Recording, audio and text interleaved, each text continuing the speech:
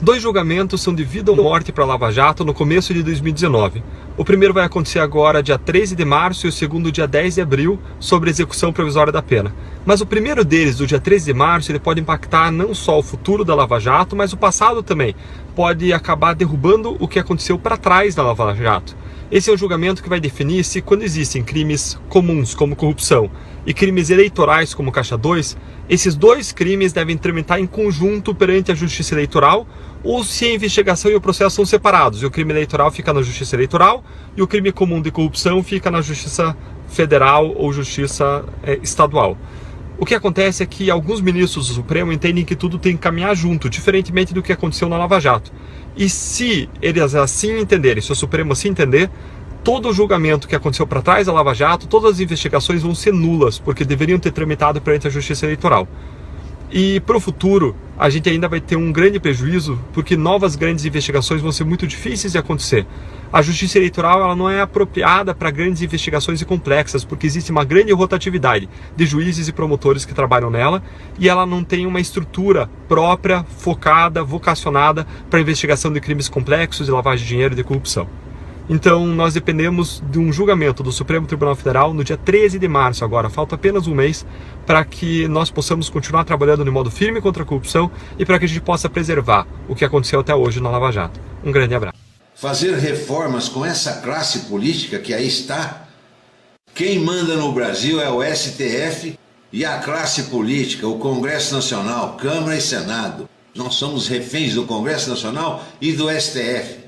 E acaba acarretando descrédito no Poder Judiciário e sem crença na justiça numa paz social. É impossível alguém compreender de forma ampla um grande conjunto de ilícitos como esse que investigamos aqui do dia para a noite. E em se tratando de um mandato de 2 anos, é muito provável que essa pessoa priorize o que de fato é a prioridade da justiça eleitoral, né, que são as eleições, as fraudes eleitorais, as propagandas indevidas, os registros que não deveriam acontecer. Aliás, tem vários artigos da lei que determinam que a Justiça Eleitoral deve dar prioridade para esses outros casos. Ou seja, os casos de corrupção e de lavagem de dinheiro que são tão importantes para a sociedade iam ficar num segundo plano, não é verdade? Exato. Vamos pensar aqui concretamente para ilustrar isso. Digamos que seja essa a decisão do Supremo. Olha, todas as investigações de corrupção e lavagem da Lava Jato, em que haja também a alegação do réu de que houve um Caixa 2, vão para a Justiça Eleitoral. Digamos que essa decisão seja tomada agora no dia 13 de março, demore um tempo para esses casos irem para a Justiça Eleitoral e a Justiça Eleitoral começa a receber isso outubro, segundo semestre desse ano. Recebeu esses casos, começou a investigar, vai demorar meses só para simplesmente ler tudo que existe na investigação para começar a conectar os pontos. Nisso já se passou 1 ano, 2 anos, no ano de 2020 já é um ano onde vai novamente existir campanhas, novamente existirá pleitos, no caso eleições municipais, e esse será o foco da justiça. Aí para tudo, a investigação é interrompida. Aí só vai se retomar isso no ano de 2021. Aí muitos dos ilícitos cujas provas poderiam ser coletadas, os investigados já souberam que estavam sendo investigados, destruíram suas evidências, fugiram para o exterior. Ou seja, você perde oportunidade de produzir prova. E ainda corre o risco da prescrição pela demora, não é verdade? É exatamente isso. E para entender um pouco melhor, então a gente tem o problema de mandar para a Justiça Eleitoral porque a Justiça não é aparatada, não tem o perfil institucional para investigar, para processar e para punir crimes complexos como de lavagem de dinheiro e de corrupção. Aliás, esses crimes são tão complexos que a própria Justiça Federal, como na Justiça Federal onde trabalhava o ministro e ex-juiz federal Sérgio Moro, foram criadas varas especializadas só para isso, varas que só trabalham com isso, porque mesmo quando você toma pessoas que trabalham permanentemente com análise e investigação de crimes, esse trabalho de investigar corrupção, lavagem de dinheiro tem que ser especializado. E aí você vai para outra justiça que tem outra especialidade, ou seja, a gente não pode esperar que crimes de corrupção e lavagem de dinheiro vão ser investigados e punidos de modo adequado.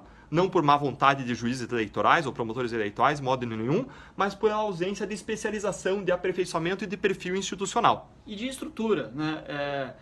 Toda a estrutura dos tribunais regionais federais, dos próprios serviços que são acessórios, eles existem e funcionam na justa medida para dar uma resposta às eleições. Quando você traz para eles um mundo novo do dia para a noite de ilícitos complexos para investigar, é quase certo que esses ilícitos não vão ser investigados e processados em tempo. E é por esse motivo que tantos investigados defendem que suas investigações devem ir de mala e cuia, né, de corrupção, lavagem e caixa 2 para a Justiça Eleitoral. Gente, isso chove agora. Todo investigado que está sendo investigado por corrupção quer pedir para o Supremo Tribunal Federal, para as outras instâncias, mandarem os seus casos para a Justiça Eleitoral, justamente por conhecerem esse cenário maior e por saberem que eles têm uma chance muito menor de serem punidos se os seus casos forem para a Justiça Eleitoral. Pelo menos 100 milhões de reais. Esse é o valor que Paulo Preto, ex-operador financeiro do PSDB, guardava em 2 imóveis aqui em São Paulo. Ele foi preso hoje durante mais uma etapa da Operação Lava Jato, que teve origem em Curitiba, no Paraná. As investigações são baseadas em informações e documentos colhidos no sistema de propinas da Odebrecht. A fase de número 60 da Lava Jato também tem como base a delação premiada do empresário Adir Assad. Paulo Preto foi preso por agentes da PF. Segundo a investigação, o ex-diretor da Dersa, a estatal que administra as estradas paulistas, disponibilizava valores em espécie ao setor que comandava o pagamento de propinas dentro da Odebrecht.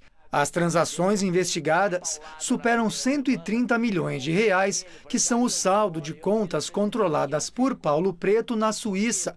Dinheiro que, de acordo com os agentes, era repassado pela Odebrecht por meio de offshores no exterior. Os investigadores descobriram que Paulo Preto guardava uma fortuna de pelo menos 100 milhões de reais. É a maior quantidade de dinheiro já revelada pela Lava Jato e atribuída a uma só pessoa. Adir Assad revelou que Paulo Preto possuía cerca de 100 ou 110 milhões de reais no Brasil em espécie, em notas. Então, imaginem todos aqui o volume desse dinheiro, é muito volume. E esse dinheiro ele estava condicionado em 2 endereços. Estava condicionado no endereço numa residência em São Paulo e também num apartamento que, segundo revelado por Adir Assad, era o local onde Paulo Preto tinha um bunker para guardar as propinas. Não nos remete aqui o bunker conhecido como bunker de Gedel, da família Gedel, que foi alvo de uma fotografia e escandalizou a população brasileira muito recentemente. Mas aqui, se nós formos levar em consideração, talvez o bunker de Paulo Preto tivesse o dobro do dinheiro do bunker de Gedel. O bunker do ex-ministro Gedel Vieira Lima foi descoberto em setembro de 2017. O dinheiro, cerca de 51 milhões de reais, estava em malas e caixas num apartamento de Salvador. E, de acordo com a investigação, Paulo Preto mantinha um hábito peculiar para que as notas não estragassem. O escárnio era tão grande que Adir Assad revelou que não conseguiu buscar todos os valores por si. Então mandou emissários buscarem dinheiro nesse endereço de Paulo Preto. E esses emissários falaram, olha, às vezes a gente ia buscar o dinheiro nesse apartamento, tinha um quarto só para guardar notas de dinheiro. Só que como era um quarto úmido, algumas vezes a gente via Paulo Preto colocando as notas de reais para tomar sol, porque senão elas emboloravam. Isso foi revelado por auxiliares do Adir Assad. O delator Adir Assad conta que usava uma perua para retirar valores em espécie e chegava a carregar de 12 a 15 malas de viagem cheias de dinheiro com cerca de 1,5 milhão de reais cada. Os fatos relatados por Assad teriam ocorrido entre 2010 e 2011.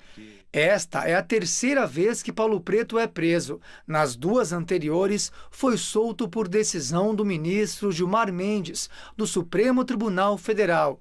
Na Justiça de São Paulo, Paulo Preto já é réu em 2 ações penais envolvendo as obras do Rodoanel Sul e do sistema viário no estado.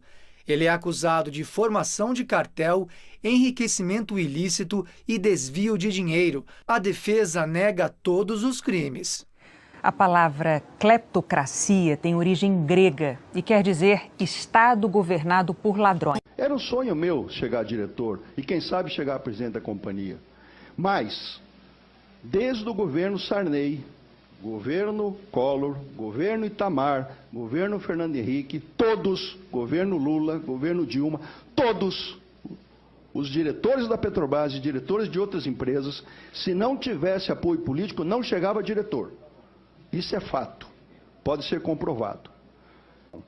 Eu passei lá na carceragem, lá em Curitiba, 6 meses preso lá, 6 meses dentro da carceragem, até que resolvi fazer a delação do que tudo que acontecia na Petrobras, e não só na Petrobras. Isso está no noticiário, o que acontecia na Petrobras acontece no Brasil inteiro. Nas rodovias, nas ferrovias, nos portos, nos aeroportos, nas hidrelétricas, isso acontece no Brasil inteiro. É só pesquisar, porque acontece. Isso revelou, e nós estamos nesse caos por conta desse método de governança corrupta. Nós temos hoje, como método de governança, um modelo cleptocrata. O que nós temos no Brasil não é um negócio de 5 anos, 10 anos. Nós estamos falando de 30 anos. O senhor está se referindo a esse sistema de fazer política e de fazer negócio com o Estado. Isso é que existe. Então, tudo que está acontecendo era um negócio institucionalizado. Era uma coisa normal. Em função de todos esses números de partidos, onde o que eles brigavam era por quê? Por cargos? Não, todo mundo sabia que não era. Era para orçamentos gordos. Que eles queriam, ali colocavam, os partidos então colocavam seus mandatários com a finalidade de arrecadar recursos para o partido, para os políticos. E isso é há 30 anos que se faz isso. Quer dizer, o que me surpreende, lhe digo, e eu procurei colocar de uma forma muito clara aqui, mas infelizmente não pode se estender muito, mas eu quero ter a oportunidade de enfatizar. O que me surpreende é quando eu vejo todos esses poderes, a imprensa, tudo realmente como se isso fosse uma surpresa. Me incomoda isso.